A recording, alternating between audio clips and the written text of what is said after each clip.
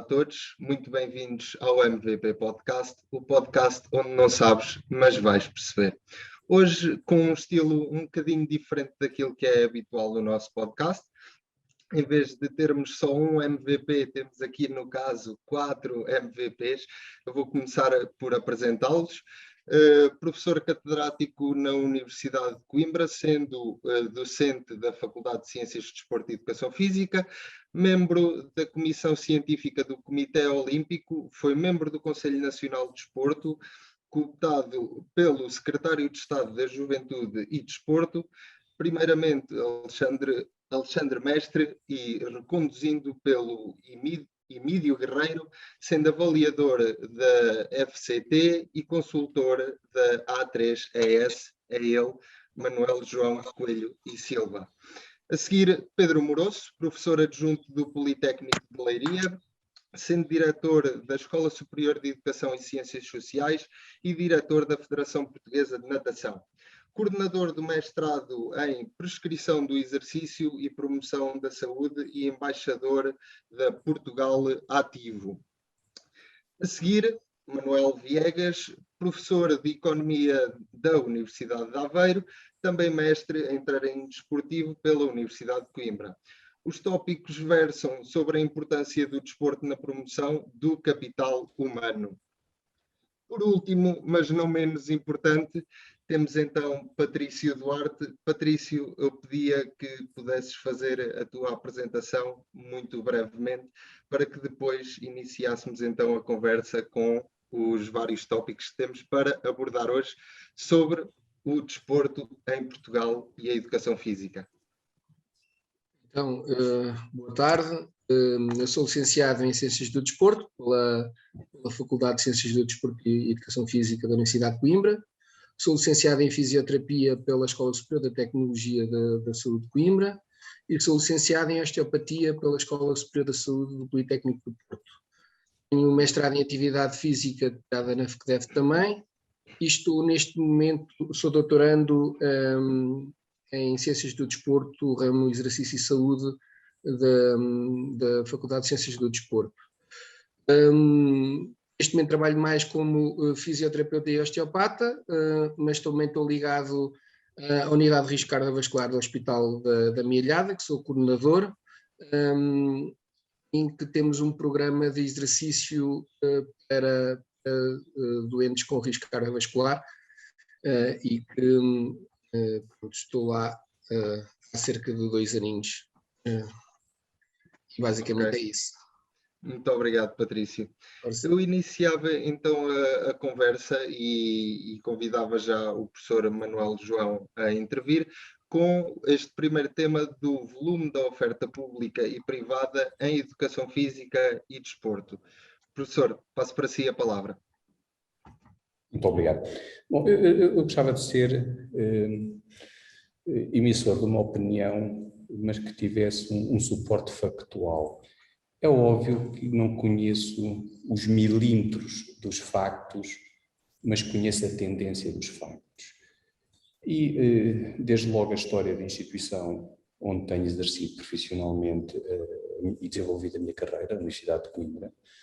Em 1992, o Senado da Universidade de Coimbra deliberou criar uma área de saberes de ciências do desporto. Iniciou-se os estudos com 60 alunos.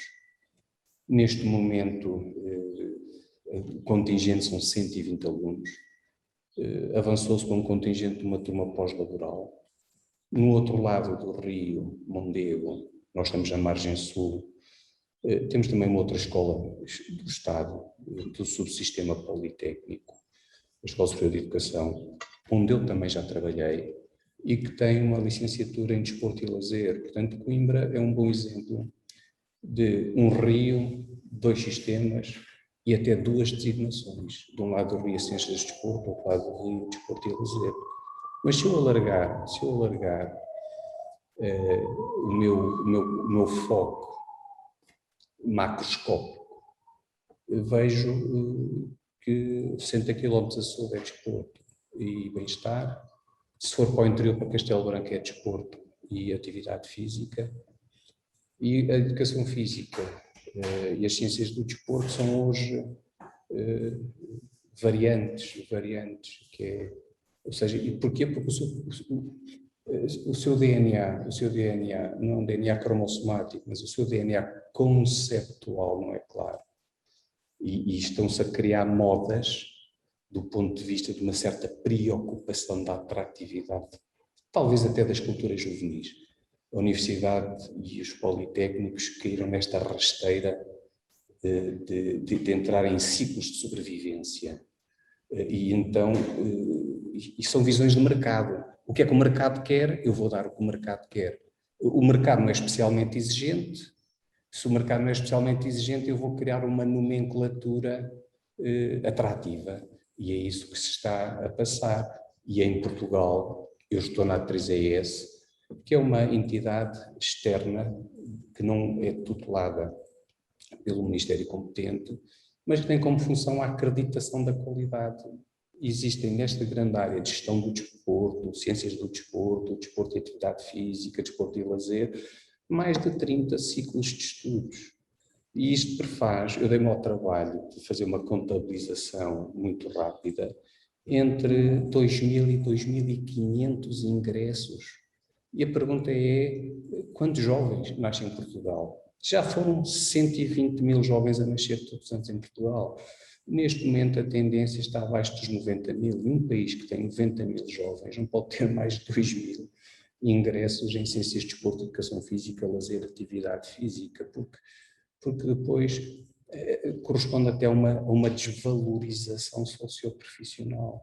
E o que nós hoje observamos, o movimento associativo, as sociedades, a Associação de Profissionais e Professores de Educação Física, a Sociedade Portuguesa de Educação Física, onde eu também estive na direção, curiosamente não apontei, mas eu fui da direção da Sociedade Portuguesa de Educação Física, que já teve quase 2.000 associados e está em perda.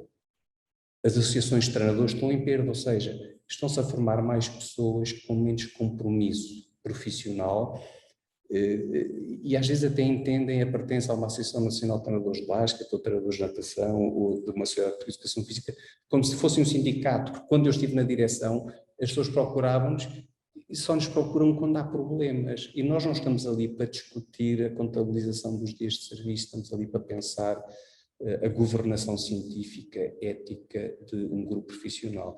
E a Universidade de Coimbra e todos em conjunto, as várias universidades e os dois subsistemas, lançar questões. Podem ou não podem os dois subsistemas cooperar?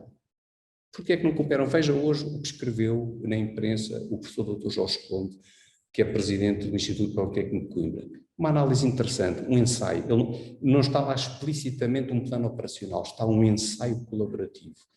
E se nós não tivermos este ensaio colaborativo, seremos sempre confrontados com soluções dolorosas que não queremos repetir. Pronto, numa primeira fase, a demografia, a extensão da oferta, a variabilidade da oferta, a hipótese da ausência de um DNA conceptual e os prejuízos que isso acarreta. Se me deu a oportunidade de dizer isto tudo, eu fico muito agradecido e passo aos demais. Muito obrigado pela primeira intervenção, professor Manuel João. Eu passava agora aqui ao Pedro Moroso, para que ele pudesse também dar aqui um pouco da sua visão, pegando também aqui um bocadinho em algumas questões que o professor Manuel João já citou e que sabemos que vai também contra os próximos temas. Pedro, por favor. Sim, permitam-me, por favor, começar por agradecer o convite para estar aqui. De facto, é um gosto tremendo ouvir estas temáticas, mas desculpem-me, depois da intervenção do nosso amigo professor Manuel João, de facto fica muito pouca coisa para dizer em relação àquele que é um excelente retrato e muito até ilustrativo com essa barreira geográfica que é um rio.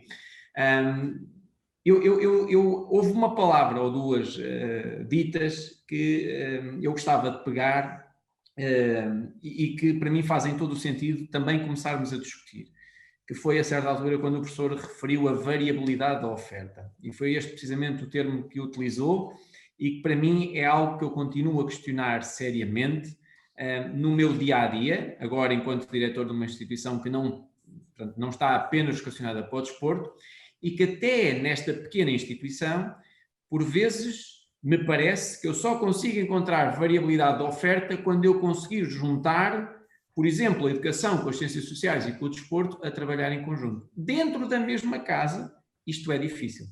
Muito mais difícil será, como é lógico, a cooperação com outras instituições e com outros subsistemas.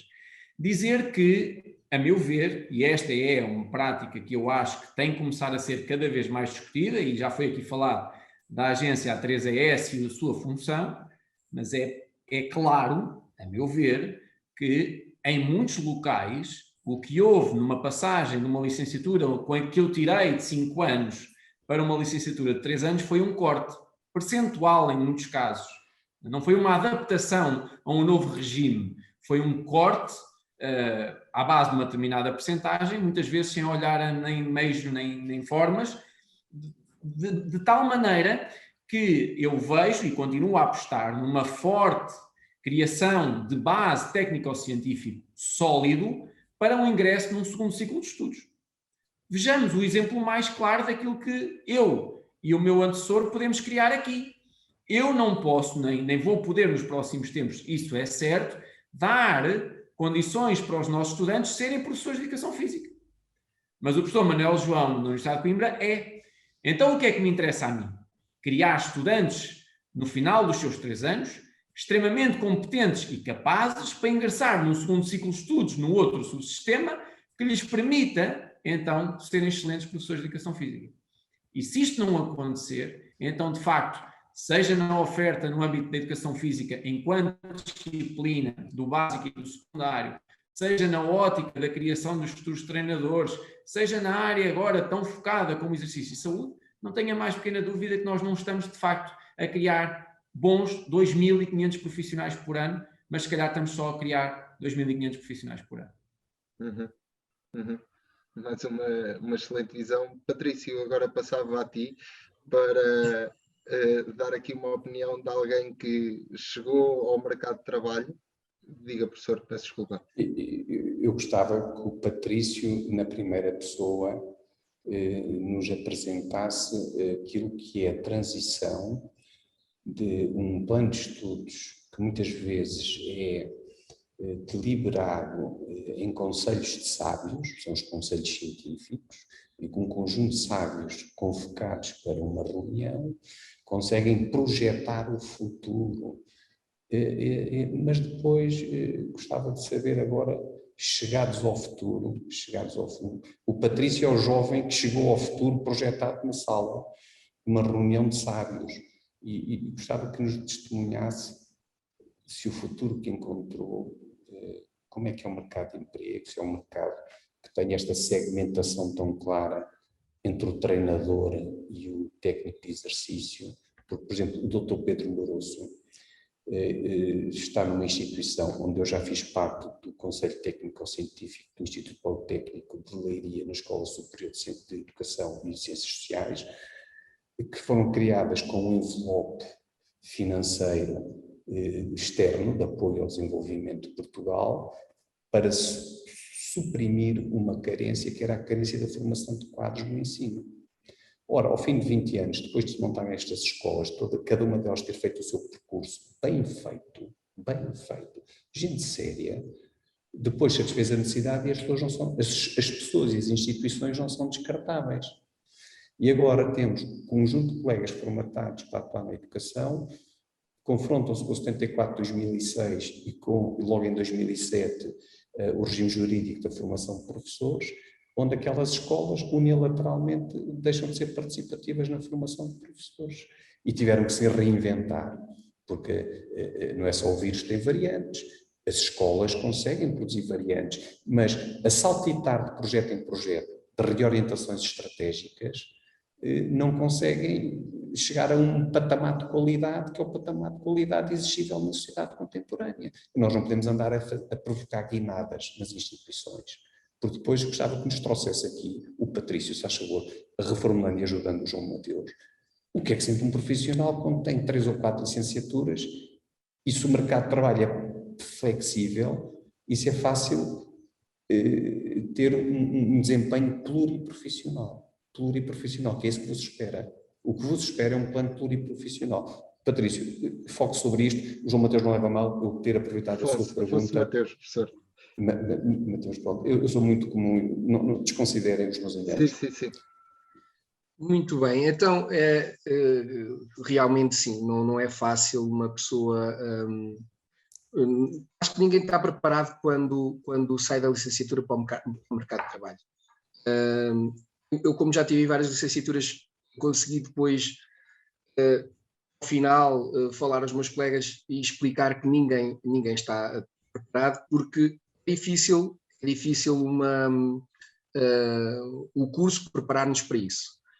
Agora, eu acho que há certas situações que o curso de Bolonha e o condensar uma licenciatura em 3 anos trouxe um bocadinho de dificuldades. Por exemplo, eu tive situações muito simples de colegas, quando começaram a trabalhar nem sequer sabiam que impostos é que tinham que pagar, como é que era da Segurança Social, as isenções que tinham e assim. E esta é a realidade, que espera as pessoas. Esta última licenciatura que eu tirei, a osteopatia, como é de 4 anos, nós tínhamos uma disciplina preparada para isto. E é uma situação engraçada dos meus colegas, do professor estar a explicar como é que eram as contribuições, por exemplo, para a Segurança Social. Os meus colegas dizem, não, isso não é possível uma pessoa ter que pagar tanto. Eles nem sequer estavam preparados para isso. E isto é a coisa mais simples, que é quando nós saímos de uma licenciatura e entramos no mercado de trabalho, saber que, infelizmente, que o mercado está a recibos verdes, a realidade neste momento é que há poucas pessoas a contrato, há muita gente a recibo verde, e eles nem sequer estarem preparados para isso. Eu tenho colegas da área do desporto que tiveram problemas e tiveram que pagar mais tarde a Segurança Social porque não sabiam o que é que tinham que fazer. E depois tiveram que arranjar acordos com a Segurança Social para pagamento do que estava para trás. E infelizmente é isto que se passa. O curso agora é 3 anos. 3 anos há muita coisa para dar e há muita coisa para dar, e claro que há muita coisa que fica para fora, não é? Aconteceu também em relação à educação física, porque a educação física passou a ser um mestrado,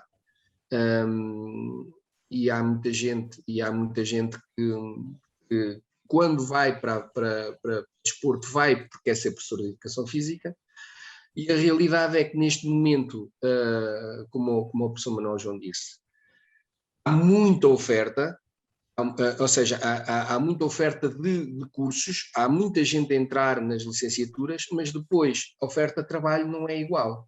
E eu acho que é uma das coisas que me preocupa, é nós como profissão, e existem profissões que são muito cuidadosas com isto, por exemplo,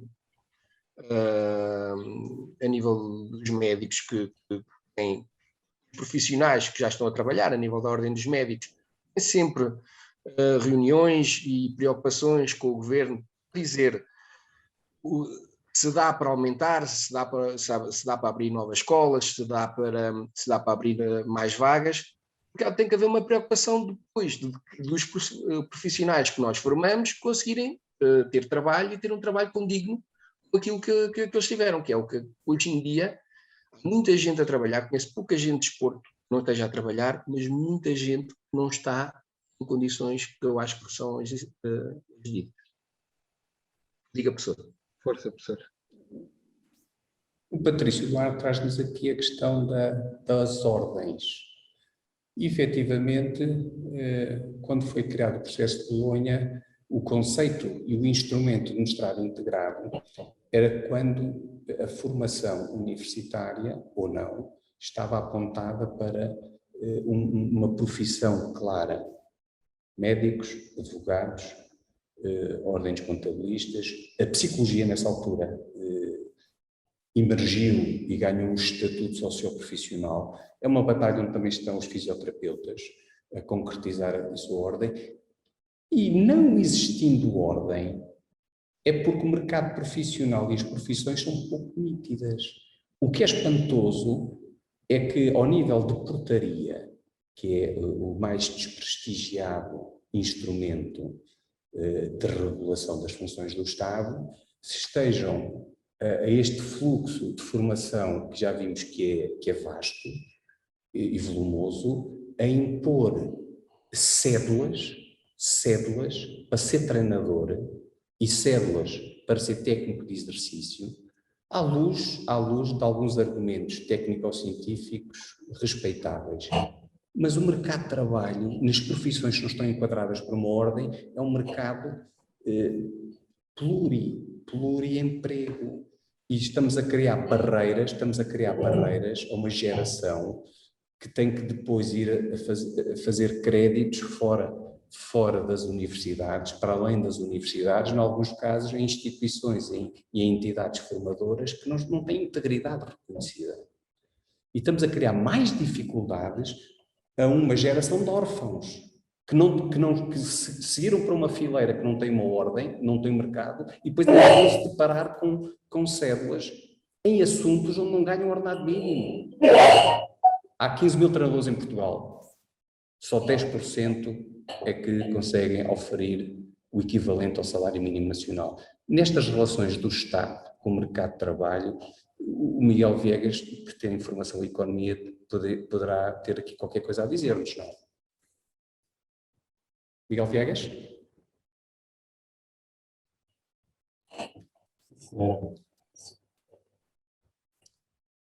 Já estou, tá. Sim, a questão do mercado de trabalho é interessantíssima, porque aquilo funciona, a questão, nós ensinamos a economia de mercado, que resulta da confrontação da oferta e da procura, depois em regime puro não existe, só nos livros, não é? Mas o problema nem é esse, o problema às vezes está na rapidez do ajustamento, ou seja, nós colocamos isto no quadro para os nossos alunos, não é? E fica a ideia que aquilo é instantâneo. E a verdade é que demora anos, e a questão da União Europeia é muito interessante a esse respeito, porque permite-nos verificar o quão lento estas coisas são. Portanto, ou seja, não tenho dúvidas nenhumas que existe um ajustamento, e vai haver um ajustamento forte, na medida em que, se porventura os salários não aumentarem aqui em Portugal, não fica cá ninguém, né? Portanto, já estão a aumentar, independentemente, enfim, da maior ou menor voluntariedade política em aumentar o salário mínimo, que é um elemento, naturalmente, conta. A verdade é que nós estamos a verificar, ao nível das profissões mais qualificadas, um êxito, não é? Um êxito que é lento, não é? Quem traçasse o quadro, né, quando dá adesão, enfim, permitiria antever este cenário. O problema é que isto é muito lento. É muito lento. As pessoas não vão. Hoje, as gerações mais novas, contrariamente à minha, pegam no telemóvel e compram um avião para o outro lado e vão. E nós estamos confrontados com isto, inclusive, né? A nível das pessoas, das organizações, quantas vezes nós contamos com uma pessoa e de repente passado um mês, olha, desculpa lá, vou trabalhar para a Holanda, e perde-se o rastro, né? E isto de certa forma, é positivo, é positivo. E, portanto, eu não tenho dúvida nenhuma que esse ajustamento vai-se fazer. Agora, o problema aqui é que a oferta, isto é, a oferta de trabalho, pessoas qualificadas, neste momento evoluiu mais rapidamente e não houve ainda um ajustamento à procura. E nessa procura há aqui uma dificuldade, é que a procura não introduziu, não assimilou ainda a importância dessas profissões em variáveis de caráter mais geral, que por sua vez não são captadas pelo mercado. Ou seja, a introdução dessas profissões qualificadas na área do desporto, na área da fisioterapia, etc., no fundo, são avaliadas apenas na ótica do empregador, que naturalmente vai remunerar em função dos benefícios próprios que vai naturalmente adquirir ou comprar essas competências, mas não integra, isto é, neste mecanismo de preços, não integra as chamadas externalidades positivas que, em bom rigor, o agente privado não tem que estar agora a sustentar. É evidente que mais pessoas a fazer desporto, isto vai induzir benefícios ao nível do tal capital humano, que é a minha área de interesse. Isto é, nós o ser homem é um input da função de produção agregada, mas não é um elemento homogéneo, neutro, igual. Não, é um elemento que depois tem que ser enriquecido com conhecimento, com saúde. Não é indiferente, não é? Um trabalhador não ter qualificações ou não ter, estar saudável ou não estar, não é? E portanto, é esta noção de capital humano que é fundamental robustecer com formação, obviamente.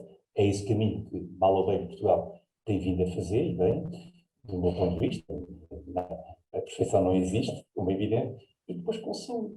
Com saúde. Portanto, é evidente que todos nós temos esta experiência, temos dos nossos pais ou dos nossos jovens, e nós conseguimos diferenciar. Portanto, pessoas com mais saúde, com menos saúde. Normalmente aquelas que têm menos saúde são aquelas que, em virtude da circunstância da vida, começaram a trabalhar duro no campo, com 6, 7, 8 anos, pronto, acabem uma carreira. Mas isso agora, em relação às profissões qualificadas, é perfeitamente admissível e há até condições, e nós vemos isso até no ensino universitário, não é?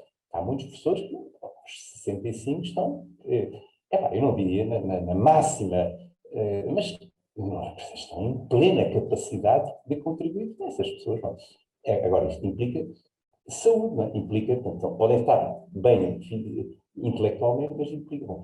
E então aí há diferenças. A pessoa pratica o desporto, não é? Chega aos 60 anos, com o coração, em condições, etc.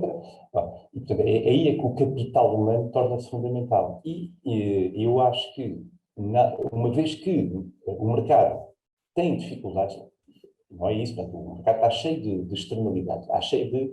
Por isso é que os Estados existem, por isso é que há políticas públicas. Ainda bem que elas existem, não é por acaso que elas existem, porque, aliás, o próprio pai da economia liberal, o Adam Smith, no século XVIII, reconhecia perfeitamente isso sem nenhum problema, que no capítulo das infraestruturas, só um Estado, não é? Que é, nessa altura, agora com parênteses só 10 segundos, as estradas eram privadas, as pontes eram privadas. Há ali uma vantagem, não é? Há um serviço, vou fazer um acordo, construir uma ponte privada, cobro portagem, está ali a racionalidade económica, pois se aquilo tem uma função, se aquilo tem uma utilidade, ótimo, vai-se confirmar. Mas isso tem um alcance limitado. No capítulo das infraestruturas mais baixas, ele próprio reconhecia no século XVIII que é necessário um Estado para responder àquelas questões para a qual a iniciativa privada não tem aquela visão global e alargada. E então, é este Estado que foi construído paulatinamente nos últimos 300 anos e que nós queremos continuar a reforçar. E, portanto, o meu trabalho incide muito nisto, na necessidade de demonstrar para aqueles que, porventura, têm dúvidas, da importância de apostar neste setor do desporto, que nós já sabemos que é fundamental no quadro da própria educação dos nossos jovens, na sua própria formação humana, mas que depois, a posteriori, para as gerações adultas e pós-adultas, a prática desportiva é um elemento absolutamente fundamental para garantir o reforço do tal capital humano em benefício da sociedade, não só benefícios sociais, mas também económicos, com uma população ativa. Pois, se nós sabemos, de acordo com as projeções demográficas, que nos anos 50 metade da população vai ter mais de 60 anos, isto levanta um problema. E, portanto, como é que é? Queremos essa população todas com andarilhos andar por aí fora? Ou queremos pessoas saudáveis em capacidade de continuar a dar o seu contributo à sociedade? Porque esta questão demográfica é um dado adquirido. Já não estamos a falar, nós sabemos as mulheres que temos, sabemos as mulheres férteis e, portanto, sabemos definir com rigor quantos filhos é que nós vamos ter. Depois há o saldo migratório, que é mais difícil de prever, mas nós temos este panorama que tem que estar absolutamente claro ao nível de nós decisores políticos. E, portanto, mais uma vez se afirma aqui a necessidade de termos pessoas qualificadas com capacidade para poder prestar esse serviço à sociedade, por forma a termos uma população mais saudável, em melhores condições para dar o seu contributo e também para aligerar, não é? Tanto se fala agora da vacinação e bem, e que é necessário.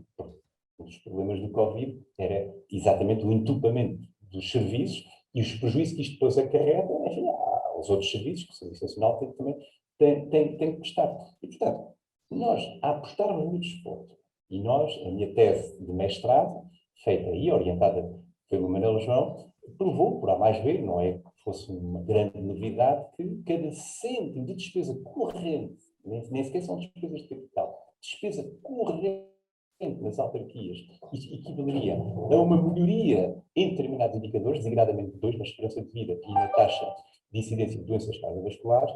Portanto, é um elemento que é revelador da importância de cada vez mais canalizarmos verbas. Agora, como é que isso se faz? Porque aí entram os atores. Não é? Nós temos uma estrutura, mal ou bem, que está criada, que está instalada, que é criada, não é exclusivamente, não detém um monopólio, mas tem uma parte significativa, que são os clubes. Então, se calhar é por aí, e nós sabemos das dificuldades que existem relativamente aos clubes para terem essa tal mão de obra qualificada, bem remunerada. Portanto, isto é um elemento de grande dificuldade e aqui o salto tem que ser dado, não é? E não é aos clubes, claro, os clubes não têm capacidade para poder, no fundo, suportar isto. Portanto, tem que ser encontrada aqui uma solução com financiamento público em benefício de todos. Eu pedi a palavra, Obrigado, professor. Eventualmente faço uma interpelação ao Afonso Mateus. Força, professor. Se desenlaçar da roupagem do moderador e colocar-se numa situação de paralelismo, trazendo a nós a opinião de estudante. Nós temos aqui a opinião de professores com especial responsabilidade, de um antigo aluno e de um estudante. Portanto, eu subisse de patamar e interviesse quando senti que é oportuno. Ora, o doutor Viegas, Miguel Viegas, aflorou aí partes importantes sobre as dinâmicas do setor social do desporto.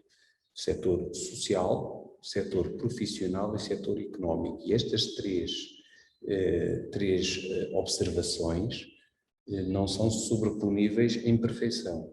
Há uma dinâmica e uma pujança económica no desporto que nos entra pela televisão, que não tem correspondência com o setor social do desporto, com a unidade de base de oferta, que é um clube sem fins lucrativos, que é um clube datado do século XIX. Há muitos clubes que estão agora a celebrar 120, 130 anos e mantêm a mesma organização. Não os critiquem. Eu acho que é um fóssil de puro altruísmo existirem pessoas que dão o seu tempo livre a troco de nada à sua comunidade.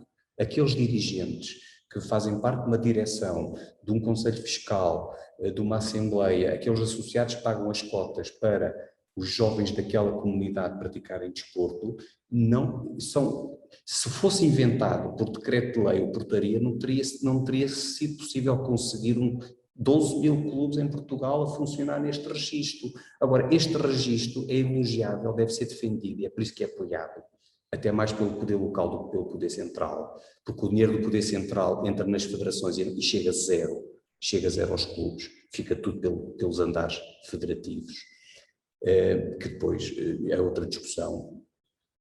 Mas não há uma correspondência entre a pujança económica e o tecido do setor desportivo. Em paralelo, começaram a surgir as empresas com fins lucrativos, os ginásios. Portanto, há aqui uma mudança social, existem interlocutores, existem subsetores do sistema desportivo. E eu gostava que o Pedro Moroso nos trouxesse a sua visão sobre o que são hoje as tendências de participação, de economia e de profissionais que há no desporto. Porque existem tendências. O Sousa Lobo, que foi reitor e que depois presidiu, teve funções de macrogestão no ensino superior, ele veio a Coimbra e apresentou no auditório em 2004, 2005, antes da portaria de Bolonha, que é 74, 2006. E ele sabia, o Sousa Lobo faz uma apresentação e diz: a próxima geração vai ter 7 empregos em 3 carreiras diferentes. O que está a acontecer, não me venham dizer, há aqui um discurso que as pessoas são surpreendidas. Os ingleses colocaram Portugal na zona vermelha. Não. As pessoas bem informadas sabiam que isto ia acontecer em 2004. O Sousa Lobo veio ao Coimbra e disse: estes jovens que estamos a formar vão ter 7 empregos em 3 profissões, em 3 carreiras diferentes. 7 empregos em 3 carreiras. E nós estamos a criar barreiras barreiras na mesma profissão, com cédulas de treinador, em que o treinador de basquete não pode ser treinador de futebol, e o treinador de natação não pode ser treinador de voleibol, e o indivíduo do exercício não pode ter o seu ginásio, porque tem que ir fazer, só falta dizer aonde é que ele tem que ir fazer a cédula. É capaz de pôr ordem à mesa o Dr. Pedro Moroso sobre quais são, na sua opinião, as tendências? Não sou. Admito que não consigo. Não consigo, aliás, porque esse para mim é de facto um tema que me apaixona, e de que maneira? E apaixona-me há muitos anos, porque de facto nós conseguimos prever o futuro, deve ser das coisas mais difíceis, nem as bruxas se dão bem, nem as bolas de cristal, portanto, é muito, muito difícil fazer qualquer tipo de previsão. A Covid-19 só veio mostrar isso mais uma vez, portanto, tendências é sempre um termo muito, muito engraçado, nós podemos de facto discutir acerca disso.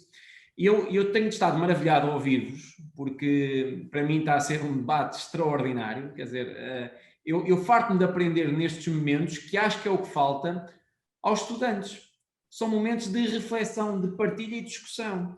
O estudante não pode ser mais embutido de um discurso expositivo por parte de um professor que até sabe muito sobre uma determinada temática, mas que não dá aso à reflexão e discussão. Porque aquilo que nós também sabíamos quando há 20 anos atrás discutíamos o perfil fisiológico era uma determinada forma, hoje já discutimos e já se discute que é de outra. Os sarcómetros eram unidades apenas no sentido longitudinal e hoje já sabe que tem ali alguma transversalidade na unidade motora. Portanto, o conhecimento tem esta tendência. E por isso mesmo, em vez de pôr ordem à mesa, eu gostava de perguntar-vos se já refletiram sobre a quantidade de especialidade que existe na área médica. Porque é que um médico que é especialista em oncologia é especialista em oncologia e não é especialista em dermatologia ou em ortopedia? E porquê é que nós achamos que nós somos pau para toda a obra, sem precisar de formação, sem precisar de conhecimento, sem precisar de aprofundar a nossa capacidade de intervenção? Não, temos o grau, somos licenciados e, portanto, certamente conseguimos dar resposta a tudo. Este eu acho que é o grave problema. Já foi falada aqui a questão da ordem e que eu acho que era um aspecto fundamental para trazer ordem, de facto, a esta casa. Percebem claramente a utilização desta mesma palavra 2 vezes na mesma frase. Isto porque nós cada vez mais, e é aqui que eu acho que nós temos que começar a sonhar com estas tais tendências. Eu recordo-me muito bem, quando eu fui chamado para entrar num maior projeto europeu que houve para a regeneração da cartilagem, e entrei nos domínios da bioengenharia como um tipo de desporto. Eu gosto de me chamar assim, eu sou um tipo de desporto. E de repente estava no meio de bioengenheiros e trilhei todo um caminho, um bocado à semelhança daquilo que o professor Manel acabou de dizer, dos vários empregos, das várias formações, etc. Muitas delas, se calhar, como autodidata, outras com esta predisposição para aprender, porque isto é preciso ter. Eu podia estar aqui a dizer que gosto deste momento, mas é porque eu estou, de facto, a desfrutar do momento. E se o estudante não estiver, ele não está nem ali e não vai aprender. E para mim é um orgulho enorme, um tipo de desporto, ontem ou anteontem, não tenho bem a certeza, ter sido convidado para ser preletor no Congresso Nacional de Estudantes de Medicina. Reparem, eu vou falar no Congresso Nacional de Estudantes de Medicina e eu vou fazer um tipo de desporto. Também recentemente fui formador num curso breve, daqueles cursos breves avançados, na ótica do exercício físico. E quem é que lá estava a tirar esse curso? Médicos e fisioterapeutas. E eu perguntava-lhes a eles o porquê. E reparem, não é porque eles queiram entrar na nossa profissão. Eu acho que isso é uma discussão que a maior parte... Ou eu tenho conhecido as pessoas erradas, também pode acontecer, admito. Ou então nós andamos a tentar toldar as coisas a nosso favor. Isto não é tanto uma questão de entrar em guerras de quem é que pode fazer o quê. É mesmo uma questão de... Eu, quando entrei nos domínios da bioengenharia, tive que saber muito, tive que estudar muito para conseguir falar com eles, porque eu não conseguia. Senão eles falavam para mim em biomateriais e eu não entendia o que é que eles queriam dizer. E é isto que os médicos, por exemplo, pelo menos aqueles com quem eu lido, querem. Eu tenho uma candidata a tirar um mestrado aqui na escola que é médica. E porquê? Porque ela diz-me mesmo... Pedro, eu sinto que não faço uma boa função enquanto médica se eu não entender os domínios do exercício. Ela não quer ser PT. Não metam essa ideia. Não quer ir trabalhar para um ginásio. Não. Agora, quer é falar connosco numa linguagem que ela entenda e que, de facto, em equipa consigamos lutar contra aquelas causas que já tão bem faladas foram. Nós temos o envelhecimento à porta, nós temos os lares com os idosos fechados numa sala, horas e horas, a ver o programa da tarde, o programa da manhã e tudo mais, e sem qualquer tipo de intervenção. Temos muito, mas temos mesmo muito para fazer. Por isso eu diria que as tendências são tão variadas que hoje serão certamente umas, porque o estudante que nos estiver a ouvir e que queira perceber que os lares precisam de uma atitude completamente disruptiva daquilo que se anda a passar e que seja empreendedor, porque nem todos têm perfil para ser empreendedores, nem todos têm perfil para gerir recursos humanos, mas quem perceber que tem aí uma tendência clara de sucesso, não tenha mais pequena dúvida. Há toda uma área que, e o que me faz mais dificuldade enquanto professor de ensino superior, e esta para mim é de facto a grande angústia com que, por exemplo, amanhã tenho aqui a entrega das pastas dos finalistas dos vários cursos que temos cá da escola. E aquilo que me continua a trazer muitas angústias é aquilo que vocês já disseram, que é a falta de preparação para o mercado de trabalho. Não tanto porque ele, como disse há pouco o professor Manuel João, não é que ele não saiba do drible, ou da braçada, ou da partida de blocos na prova dos 100 metros de atletismo.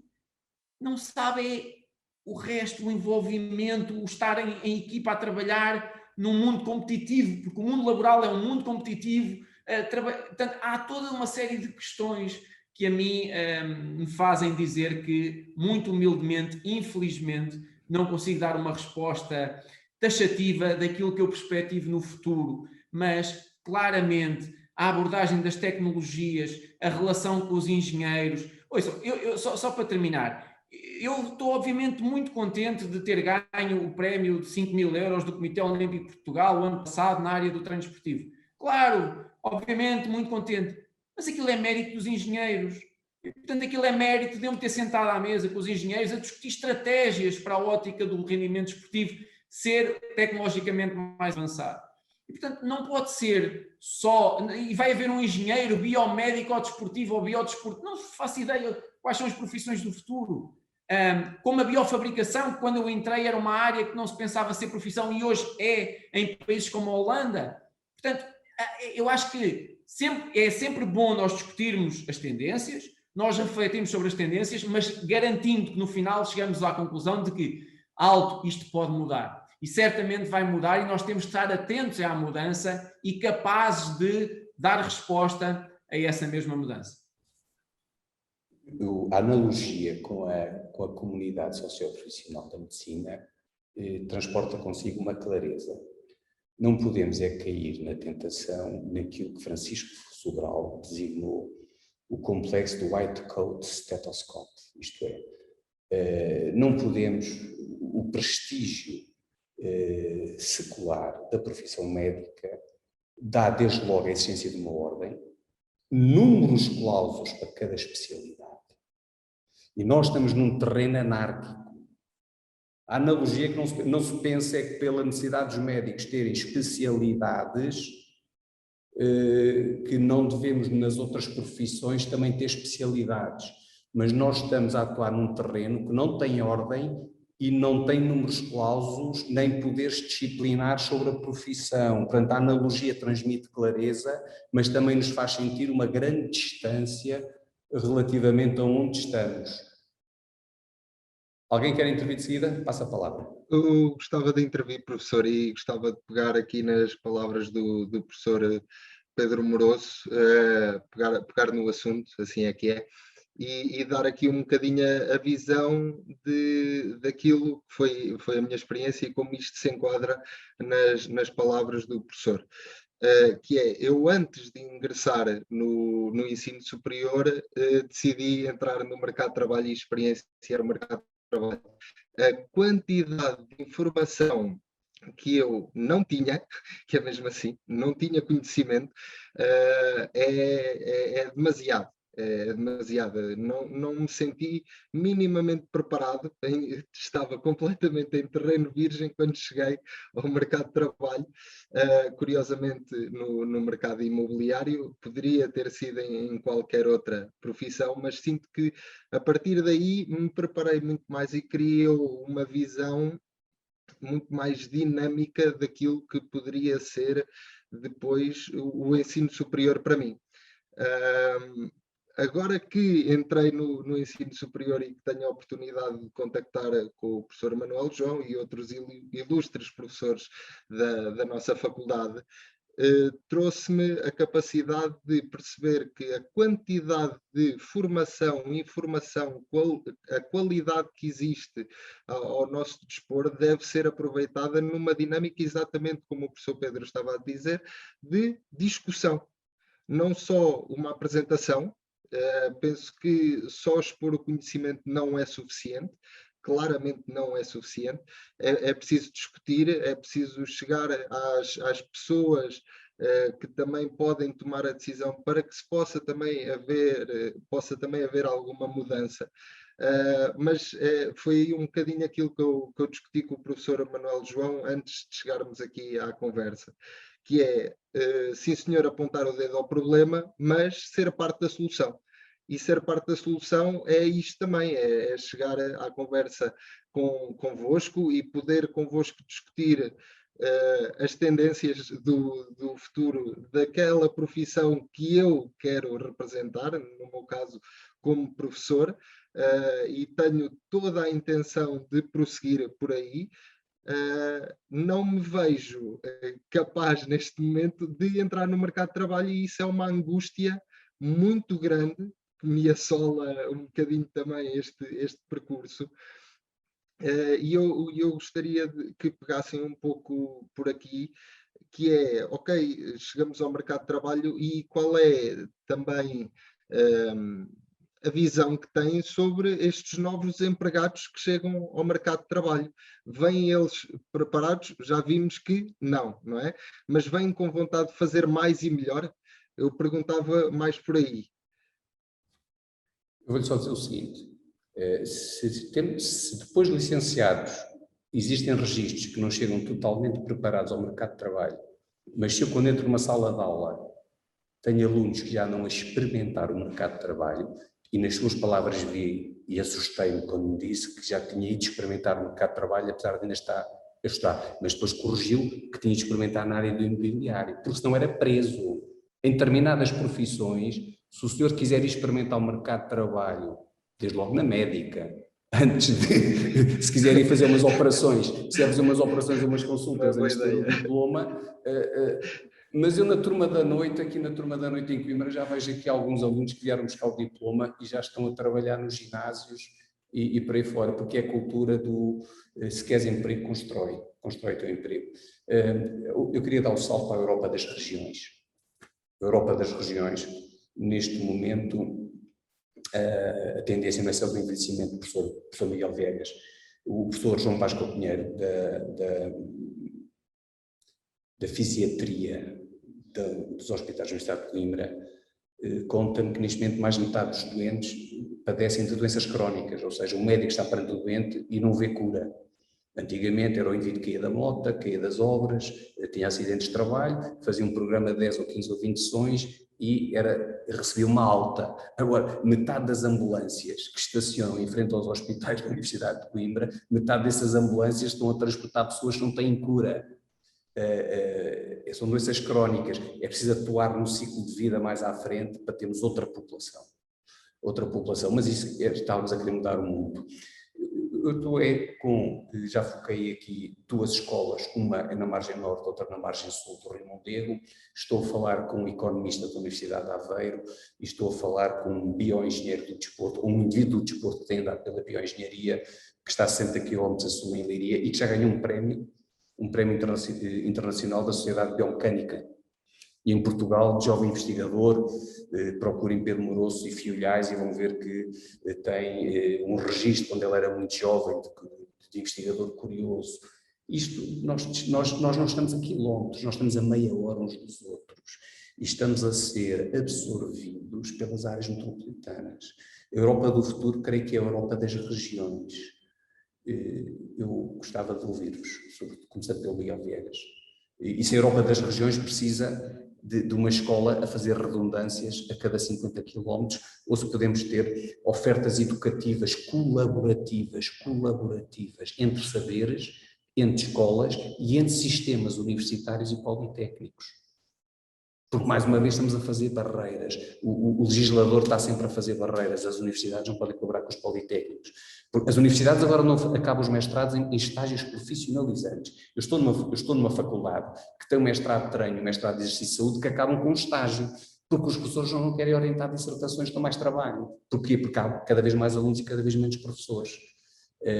Então, as universidades estão a decalcar o modelo profissional dos politécnicos e os politécnicos estão a fazer patentes de conhecimento científico avançado. Então, vamos acabar com estas barreiras e ver se fazemos aqui qualquer coisa em conjunto, nesta Europa da região, em que o território entre o Douro e o Tejo tem que ter estratégia. Claro. Tem que haver estratégia do Tejo e acaba a minha intervenção, não quero voltar ao assunto. Não, eu, por acaso, o que estás a dizer é interessantíssimo, porque até neste caso em concreto, eu acho que a própria realidade, né, está a forçar, vai ser a própria realidade, nós vemos politécnicos a emergir com uma qualidade e uma dimensão tal que justamente vai forçar eu não digo acabar com os dois sistemas, não é? Isto seria, embora, é a minha opinião pessoal, e que hoje já não faz sentido. Não é? Nós olhamos para o Politécnico de Leiria, por exemplo, mas para outros politécnicos, onde se faz trabalho de excelência, em que não se percebe. Honestamente, para além, naturalmente, das diferenças formais que existem, que correm da lei, não se percebe onde é que está a diferença. E, portanto, eu acho que é um caminho de convergência. Isto foi importado de outros países, procurando, no fundo, este modelo dicotómico, um mais ligado ao terreno, não é? Questões mais práticas e outro mais no domínio. Isto é, mesmo do ponto de vista epistemológico, esta distinção entre a investigação fundamental esbateu-se por completo e, portanto, ainda que isto possa demorar a que haja uma reforma formal que aproxime e que corrija a situação, o que é interessante verificar é a própria dinâmica das instituições, e quando falo das instituições, estamos a falar aos colegas investigadores dessas instituições, é que estão a forçar, e aquilo que eu vejo no país, e eu conheço muitos e percorri dezenas deles, o que eu vejo é pessoal, portanto, enfim, trabalho de investigação de alta qualidade, a questão das pontes. Isto é evidente que toda a gente fala das pontes, mas as pontes, por exemplo, com Espanha e as colaborações que existem de ambos os lados das fronteiras já existem. Quer dizer, mesmo que o governo venha agora corrigir e bem e fazer programas transfronteiriços, a própria realidade, não é? Quer dizer, impõe-se, isto é muito positivo.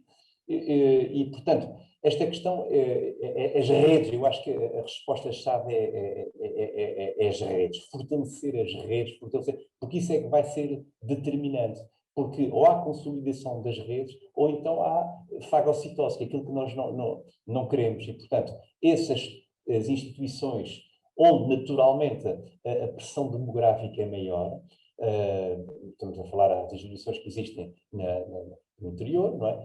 Onde, de facto, a questão demográfica pesa naturalmente, nós temos que encontrar soluções para, eu não digo forçar, mas pelo menos promover uma distribuição que seja minimamente justa dos nossos alunos e, naquilo que for necessário ajudar, eu aqui não tenho também soluções mágicas, mas é fundamental manter e forçar, no fundo, este elemento, não é, de coesão. Isto faz naturalmente com essas redes colaborativas em instituições, porque todas elas têm grandes capacidades.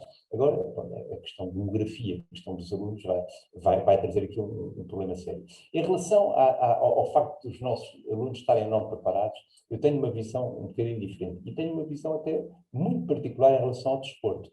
O desporto, a área de desporto é muito diferente. Eu fui aluno aqui desta casa e, portanto, fui aluno de muitas outras.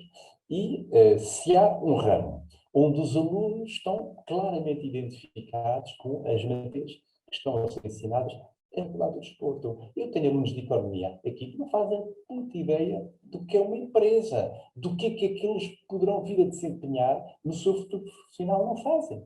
No desporto, é porque todos eles praticam desporto e transportam o seu mundo para dentro da sala de aulas. Nós estamos a discutir aquecimento, nós estamos a discutir planificação, estamos a discutir coisas que eles conhecem por experiência própria, porque na sua esmagadora maioria são atletas. Não é? Isto, pá, é uma coisa espetacular. E é uma coisa que me deixa absolutamente descansado em relação à capacidade dos alunos. Eu falo de Coimbra, foi onde eu frequentei, mas eu não tenho dúvida nenhuma que no restante dos países será assim. Há sempre os nossos em todo lado, mas no fundamental, os nossos alunos, eu não tenho dúvida nenhuma que, ao fim da licenciatura, estão perfeitamente capacitados. Naturalmente, a experiência não a têm, mas isso não há nenhuma disciplina de experiência.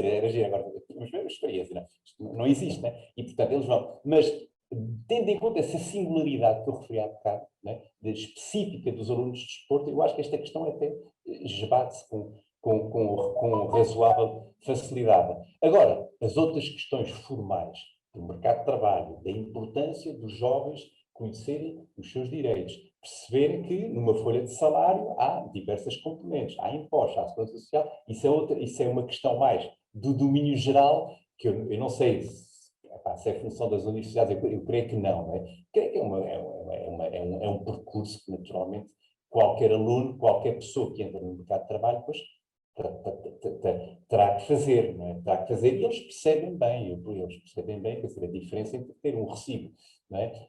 Limpinho, com os descontos todos, e depois ter um recibo verde, que na prática não lhes garante nada e que depois lhes vai trazer um grande problema. E isto preocupa, porque no desporto, e aí sim é muito particular, eu acabo já, no desporto, infelizmente, temos a maioria dos alunos, é disso que estamos a falar, que até conseguem reunir um bom salário, não é? De 1.000, 1.500 à custa de muitas pequenas tarefas, aqui ali, só sem descontar um cêntimo, estão descontando o mínimo dos mínimos. E essas pessoas andam assim, 5, 10 anos, e eu pergunto, para construir uma carreira contributiva de 40 anos, que é o mínimo que é necessário para constituir uma boa reforma, quer dizer, se eles começam a descontar aos 35, 38 anos, já não vão lá, não é? E, portanto, isto é uma preocupação que eu dou a título meramente pessoal, quanto aos meus alunos e aos jovens, e até aos meus próprios filhos. Pronto, quando a gente entra no mercado de trabalho, vai a todas, pois que é remédio, não é? Mas é absolutamente fundamental começarem mais tarde ou mais cedo a construir a vossa carreira contributiva, porque depois vocês aos 60, mais tarde ou mais cedo, a pessoa reforma-se aos 70, ainda tem 30 anos de vida. E eu não vou estar aos 60 anos a dar aulas de step, não dá, não é? Não é possível. E, portanto, mas é de facto uma preocupação.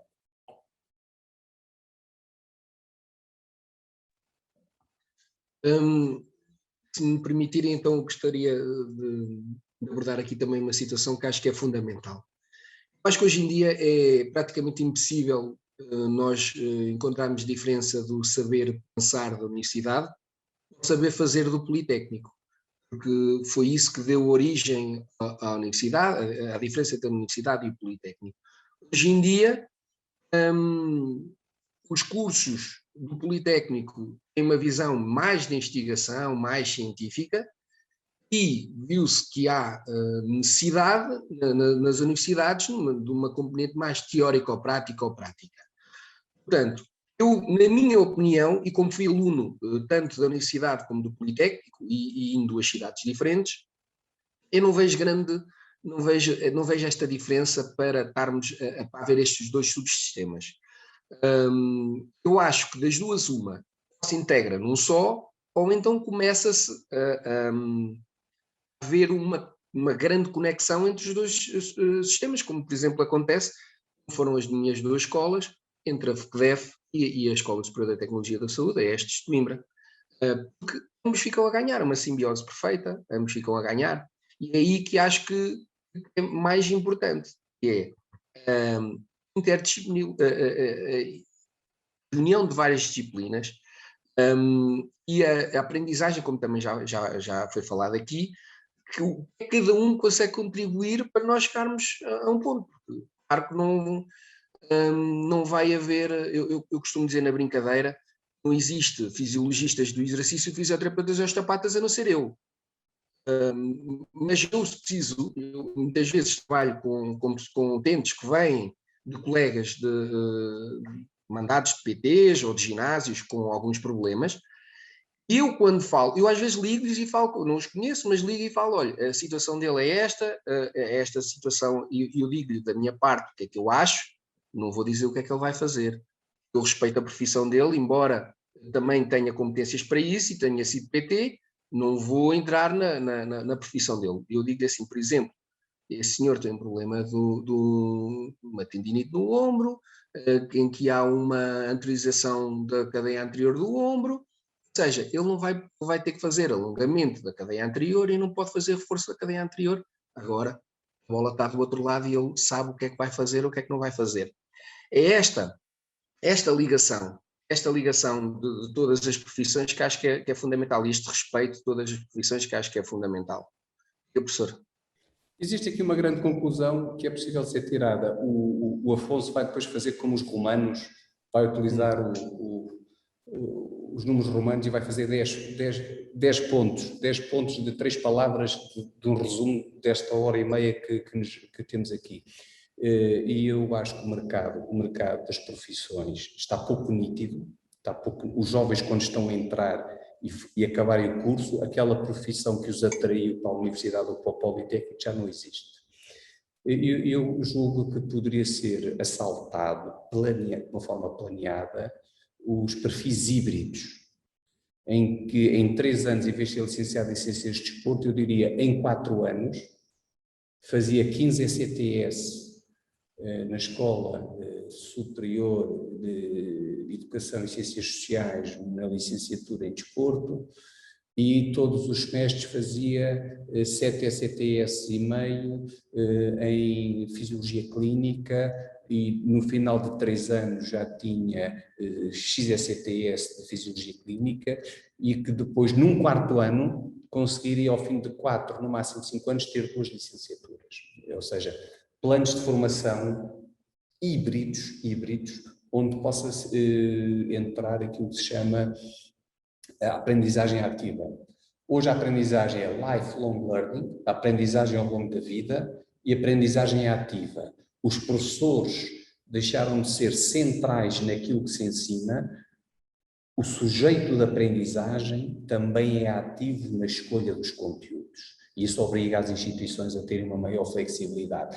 Eu vejo como uma fileira interessante as escolas, dentro de uma mesma instituição ou entre instituições, fazerem a oferta, não a 3 anos, mas a 5 anos, em um pacote. Olha, o senhor vai entrar aqui num pacote de 2 cursos. Ao fim de 5 anos é fisioterapeuta e de ciências do desporto. Ao fim de 5 anos tem nutrição e ciências do desporto. Ao fim de 5 anos tem fisiologia clínica e nutrição. Porque as soluções passam pela criatividade e nós andamos costas voltadas. Isso seria um ganho que um debate de 1 hora conseguisse dar tanta estratégia para quem decide. Pedro Moroso, e depois acaba o Afonso. Bem, como eu não me quero repetir, não é? Dizer que, de facto, adoro ouvir-vos e estas ideias, e eu que sou o homem que sempre achei que o aspecto principal que eu ensino aos meus alunos é andar sempre com um bloco e uma caneta. E, portanto, religiosamente faço o exemplo e fartei-me de tirar notas, porque saio daqui, de facto, muito mais competente, até para as minhas funções enquanto diretor de uma escola.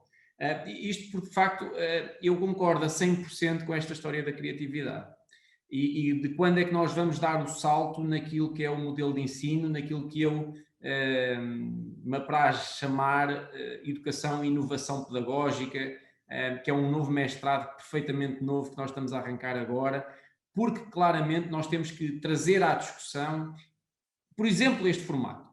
E este formato aqui na nossa escola, eu estava a ouvir e estava a ver tal e qual aquilo que muitos dos estudantes que eu conheço fazem, que é tirarem connosco uma licenciatura de 3 anos em Desporto e Bem-Estar e depois tirarem uma licenciatura em Fisioterapia na escola que é só aqui por cima do morro, ou em Nutrição, por acharem que lá está, são áreas que, quiçá houvesse aqui qualquer coisa que lhes desse competências para atuar nesse domínio, poderia de facto ser um profissional mais competente. E esta, para mim, é aquela que será a minha inquietação nos próximos anos, que é quando é que nós, e só posso falar obviamente do meu exemplo, mas que é quando é que nós começamos a olhar quase única e exclusivamente para a necessidade e não tanto para aquilo que é a mão de obra que eu tenho na própria casa. Porque nós temos que mudar esta mentalidade e nós temos que olhar para os números que foram falados acerca da sociedade idosa que estamos a criar. Nós temos que olhar para aquilo que serão as tendências de um mundo global que hoje em dia nós estabelecemos parcerias rapidamente com o outro lado do mundo. E, portanto, olhando para isso, nós temos que perceber as necessidades do lado de lá, e não é por eu ter aqui um professor muito bom em biomecânica que a minha licenciatura tem que ter obrigatoriamente uma boa carga de biomecânica. Não podemos continuar a trabalhar desta maneira em lado nenhum e descobrir claramente as potencialidades que a criação destas redes trazem. Eu conheço muito bem o exemplo entre a FECDEF de Coimbra e a Escola Superior de Tecnologia da Saúde do Politécnico de Coimbra, e para mim é mais que...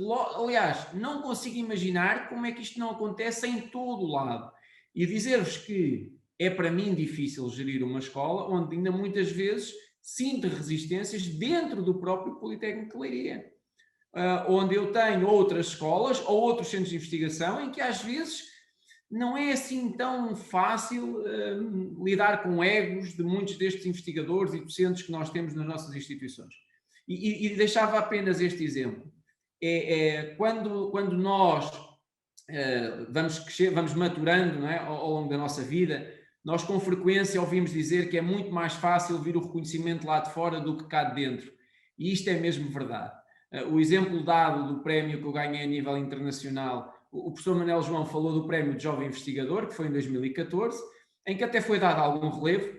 Curiosamente, em 2017 ganhei o de Emergente, muito mais competitivo, a ganhar a países muito mais evoluídos na área da biomecânica, em que vocês não imaginam o reconhecimento que eu tive no estrangeiro e que não tive em Portugal.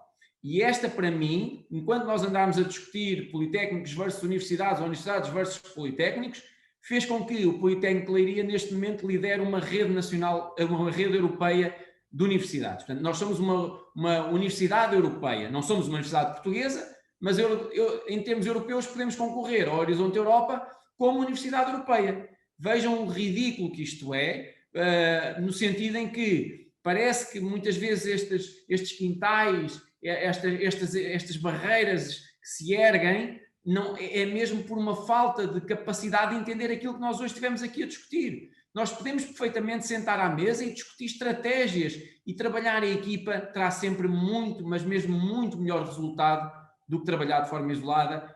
Não se esqueçam aquilo que eu aprendi quando no terceiro ano, no dia em que caíram as Torres Gêmeas, eu escolhi a opção de natação na faculdade, agora Faculdade de Desporto da Universidade do Porto, escolhi a opção de natação e rapidamente aprendi que está tudo errado quando acham que a natação é uma modalidade individual, porque mais coletiva que ela, conheço muito poucas, e é no coletivo que de facto pode estar a força de nós conseguirmos mudar muitas das coisas que tivemos aqui hoje a discutir. Portanto, mais uma vez, se é em jeito de encerramento, agradeço-vos imenso, não tenho palavras para dizer o quanto gostei de passar esta hora e meia convosco a discutir estas temáticas que acho tão prementes. Afonso, o senhor estudante, lançou o debate e agora deixa lá ver o seu bloco de apontamentos, para irmos todos encerrar. O meu bloco de apontamentos não está bem por tópicos, porque eu normalmente também não uso as coisas por tópicos. Recordo-me mais por um texto, por uma história. E esta história que eu diria aqui hoje é muito sobre cooperação, criar dinâmicas de cooperação. E isso, para mim, é o que eu mais retiro desta conversa aqui convosco, e desde já agradecer-vos a todos por terem participado, e em particular ao professor Manuel João, que tão bem dirigiu esta sessão e que conseguiu reunir este painel tão ilustre que aqui temos hoje.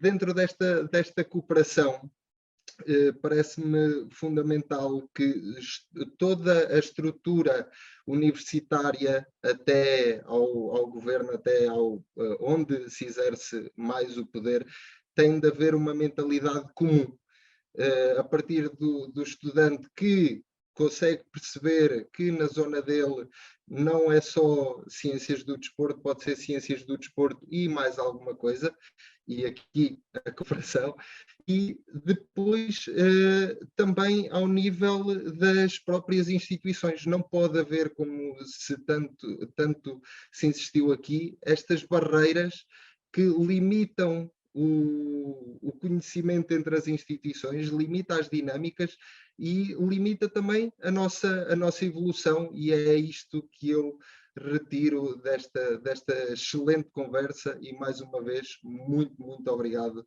a todos pela vossa participação, pela vossa contribuição para aumentar o meu conhecimento e daqueles que nos seguem ao longo deste projeto. Muito obrigado. Olha, quero dizer o seguinte, o denominador comum de tudo o que falámos é a incerteza contextual. Atravessamos uma era que eu estou convencido que é nós não vamos sair com as mesmas soluções do passado. Estamos perante aquilo que se diria um choque civilizacional, no que diz respeito à legislação laboral, à formação universitária, do ensino superior, dos seus sistemas, e se sairmos deste período de grande incerteza, terá que ser com soluções novas. Falou em convergência, eu acho que devemos acentuar, uma das soluções de saída é acentuar a divergência. A convergência nunca leva a lado nenhum, acentuar a divergência. E eu julgo que as universidades têm que voltar a uma matriz epistemológica e julgo que a sociedade tem que voltar a uma matriz de ideologia, porque andamos neste momento a viver um período do parecer ser, dos planos de estudos feitos em função de existir um professor com renome, onde há 2 fisiologistas tem que existir 2 disciplinas de fisiologia, onde há 2 biomecânicos tem que existir 2 disciplinas, e até às vezes onde há 2 biomecânicos tem que existir 2 laboratórios porque eles não cooperam com o outro, e muitos investigadores até gostavam de levar a chave do laboratório para casa. E depois é neste caldo que se forma o aluno. Não estejam à espera que este aluno, saindo deste caldo universitário, vá ser colaborativo.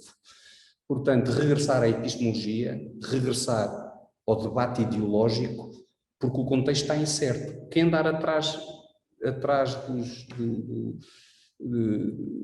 dos alvos num contexto incerto vai gastar munições e não vai trazer nada de novo. Agradeço-vos a todos, muito obrigado.